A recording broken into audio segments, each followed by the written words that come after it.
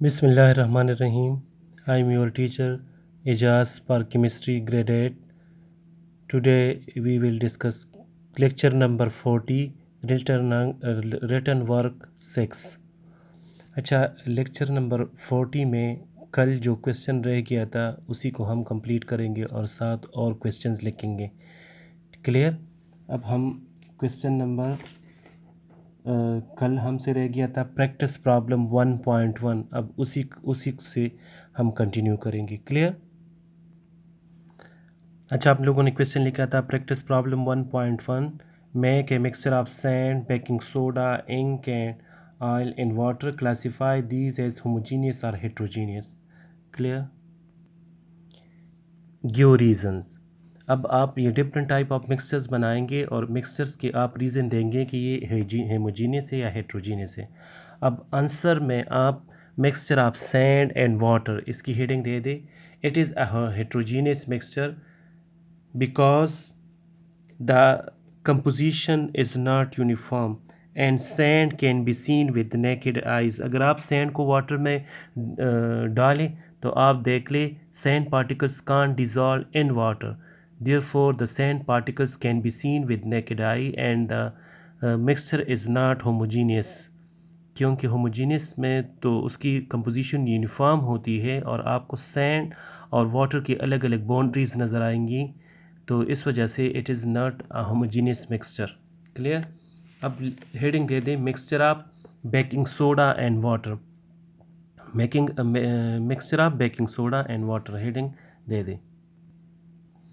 It has a uniform composition, it is a homogeneous mixture. आपको पता है जब बेकिंग सोडा को आप वाटर में डाल दें तो it is dissolve in water. सारा बेकिंग सोडा जो है सोडियम बाइकार्बोनेट, बेकिंग सोडा क्या है? Sodium bicarbonate. Sodium bicarbonate is dissolve in water. अगर आप देखें तो इसके particles can be seen with naked eye, therefore the mixture is homogeneous mixture. Clear? ये क्लियर सल्यूशन है। और इससे पहले जो हमने सैंड और वाटर का वो सस्पेंशन है। Now mixture of ink and water, it has a uniform composition, therefore it has a homogeneous mixture. अगर आप वाटर में इंक डाल दें तो इंक जो है सारा ये यूनिफॉर्मली वाटर में डिज़ोल्व हो जाता है, इस वजह से ये हमारे पास होमोजीनियस मिक्सचर है। क्लियर है ना? अगर आपको पता है इंक वाटर में डाल दे तो सारा वाटर का कलर जो है इंक की तरह हो जाता है। ये तो नहीं है कि एक साइड पे इंक हो और एक साइड पे नहीं हो, इसलिए ये यूनिफॉर्मली इसमें डिज़ोल्व हो जाता है। It is a homogeneous mixture. Now mixture of oil and water. अगर आप ऑयल को वाटर में डाल दें तो आपको पता है oil can't dissolve in water, क्योंकि वाटर और ऑयल का नेचर जो है डिफरेंट है। ऑयल जो है ये नॉन पोलर है और वाटर जो है पोलर है। ऑयल जो है ये ऑर्गेनिक है, वाटर इनऑर्गेनिक है, दोनों का नेचर डिफरेंट है, therefore they can't dissolve in each other.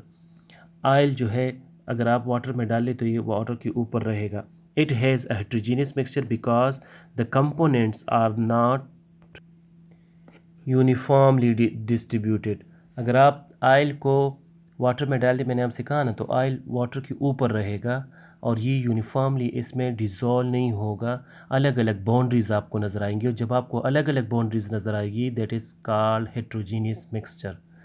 Finishing line draw करें। समझ आ गई आपको इस क्वेश्चन की? अब क्वेश्चन नंबर 14 लिखेंगे, differentiate between element, compound and mixture. आपने ऑलरेडी एलिमेंट के बारे में भी पढ़ा, कंपाउंड के बारे में और मिक्सचर के बारे में हमने राइट भी किया। अब तीनों की कंपैरिजन हम करेंगे कि तीनों में क्या डिफरेंसेस हैं। अब आपने आंसर की हेडिंग दे दे, कंपैरिजन वाली क्वेश्चन की माइंड मैप नहीं होती। क्लियर? अब आप टेबल बनाएं और एलिमेंट हेडिंग दे दे, कंपाउंड हेडिंग दे दे, मिक्सचर की हेडिंग दे दे, इस तरह का एक टेबल बनाएं। अब इसके फर्स्ट हेडिंग दे दे substance. Element is pure substance, compound के नीचे भी लिखिए it is also a pure substance और मिक्सर के नीचे लिखिए it is an impure substance.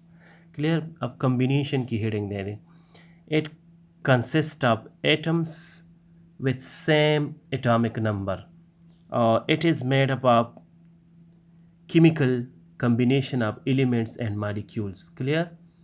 और मिक्सचर के नीचे लिखिए it is made up of physical combination of pure substance. आपको पता है मिक्सचर में फ़िज़िकल कम्बिनेशन होती है और कंपाउंड में केमिकल कम्बिनेशन होती है। ऑलरेडी हम आपको डिस्कस कर चुके हैं, आपके साथ एक्सप्लेन करवा चुके हैं। क्लियर। अब रिप्रेजेंटेशन की हेडिंग दे दें। Element is represented by symbols. Symbols short name से हम इसको रिप्रेजेंट करते हैं। And the compound is represented by chemical formula. Chemical formula होता है। और mixture no representation by chemical formula. आपको पता है मिक्सचर की तो इंग्रेडिएंट्स होते हैं, इसका कोई केमिकल बॉन्ड उसमें नहीं होते, केमिकल कम्बिनेशन नहीं होती, तो इस वजह से इसका केमिकल फार्मूला भी नहीं होता। नो हेडिंग दे दे separation. Element can not be broken down into simpler substances by chemical mean. आपको पता है that is the simplest one which is made up of same atoms, therefore it can't be simplified anymore. ठीक है। compounds can be separated by chemical mean। अब chemical method से by decomposition, other method you can separate the components of a compound। mixture can be separated by physical means। आप mixture को physical method से separate कर सकते, by sublimation, by filtration, by distillation. Clear.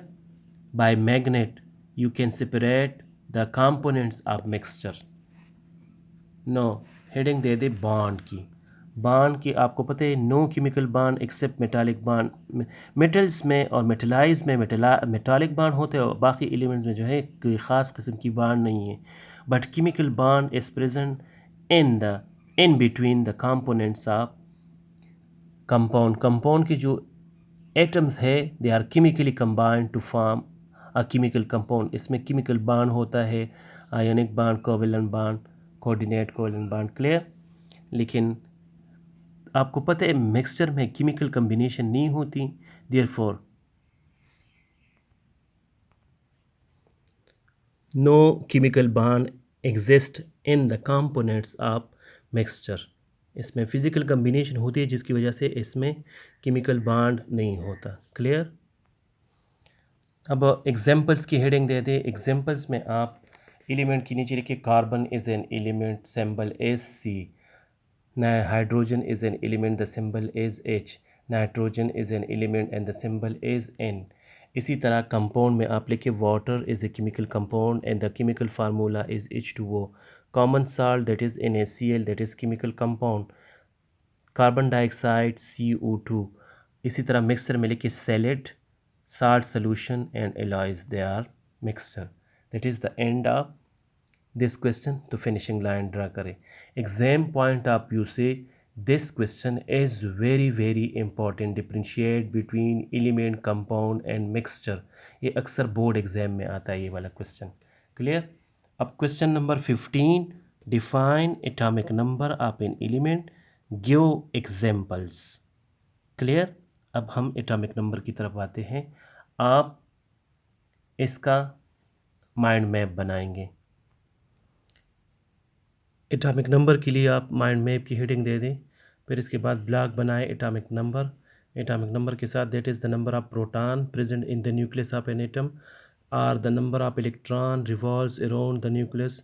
It is represented by Z and Z is जल, that is जल represented by Z। that is the mind map of atomic number। अब atomic number की heading दे दी, फिर इसके बाद definition की हेडिंग दे दें। Clear. The atomic number of an element is the number of proton present in the nucleus of one atom of that element. Number of protons, यहाँ पे नंबर और प्रोटॉन्स को आप ब्लैक मार्कर से highlight करें or. The atomic number of an element is the number of electron revolves around the nucleus of one atom of that element. यहाँ पे number of electrons को आप ब्लैक मार्कर से highlight करें। Clear. अब representation की heading दे दी, it is represented by Z. Z को आप ब्लैक मार्कर से हाईलाइट करें। कर लिया। अब Z means, Z comes from German word zal, ZAHL, and it means number। अब यहाँ पे जर्मन को और जल को आप ब्लैक मार्कर से हाईलाइट करें। कर लिया। अब हेडिंग दे दे mathematically atomic number is equal to the number of proton और number of electrons. Clear? It means Z is equal to number of protons और नंबर ऑफ इलेक्ट्रॉन्स। प्रोटॉन पे प्लस और इलेक्ट्रॉन पे नेगेटिव चार्ज होता है। Clear? अब explanation की heading दे दे as the number of proton in an atom is always equal to the number of electron. यहाँ पे इक्वल को आप हाईलाइट करें ब्लैक मार्कर से। आपको पता है as the number of proton in an atom is always equal to the number of electrons, therefore it is atom is identically neutral.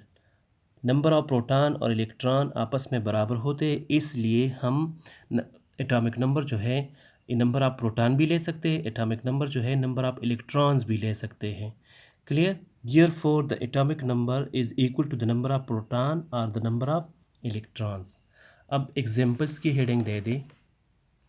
Element hydrogen, table बनाएं, एक था साइड पे element, दूसरी side पे एटॉमिक नंबर।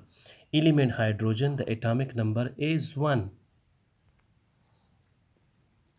अब element carbon symbol is C and the atomic number is 6। Now element is oxygen, symbol is O and the atomic number is 8। It means atomic number से क्या पता चलता है? It means 6 protons are present in the nucleus of carbon और 6 electrons revolve around the nucleus of carbon।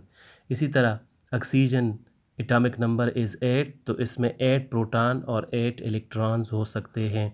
Sodium symbol is Na and the atomic number is 11। It mean 11 proton and 11 electron are present in sodium. अब chlorine Cl17 से हमें क्या पता चलता है? It means the atomic number of chlorine 17। It means 17 proton और 17 electron are present in chlorine. Clear? That is the end of this question. अब finishing line draw करें। अब होमवर्क में नोट कर ले। रिटन वर्क आज आपने जितना भी लिखा है वो आप लर्न करेंगे।